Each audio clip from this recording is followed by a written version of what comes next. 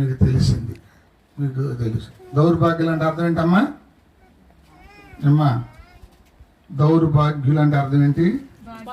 భాగ్యము కోల్పోయినవారు, భాగ్యము కోల్పోయినవారు. ఇది మనం అందరం కూడా భాగ్యము కోల్పోకూడదు.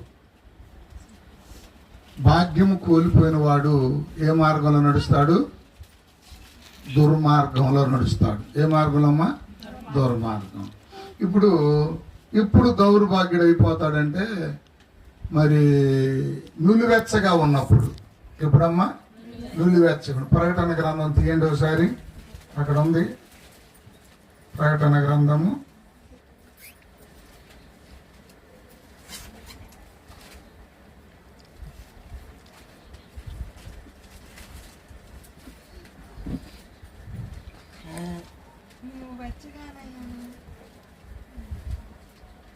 చదువు అమ్మా, చదువు పాప, చదువు. నీ క్రియలను నేను ఎరుగుదును. నీవు చల్లగానైనను వెచ్చగానైనను లేవు. నీవు చల్లగానైనను వెచ్చగానైనను ఉండిన మేలు. నీవు వెచ్చగానైనను అమ్మా 2వ అధ్యాయము తీయండి, అందరు తీయండి. 2వ అధ్యాయము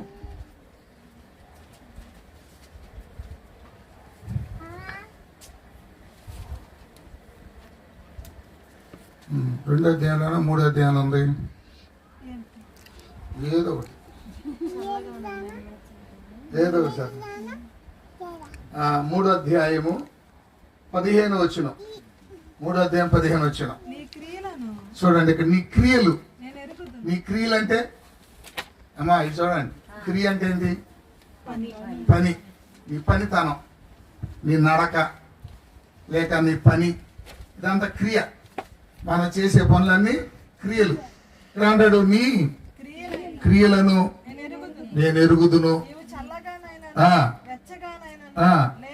లేవు. నీవు చల్లగానైనను. ఆడ కూర్చునే పిల్లలు ఇలా కూర్చువి, వాళ్ళతో నువ్వు ఆడుకుంటుంటివి. నువ్వు చల్లగానైనను ఎచ్చగానైనను ఉండినా నీకు మేలు. ఎలా ఉన్నావు నువ్వు? నులివెచ్చగా ఉన్నావు. ఎలా ఉన్నావమ్మా? నులివెచ్చగా ఉన్నావు గనుక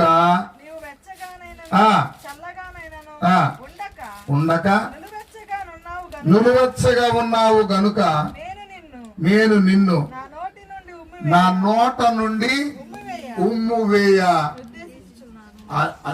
మేము ఉమ్మి వేయటానికి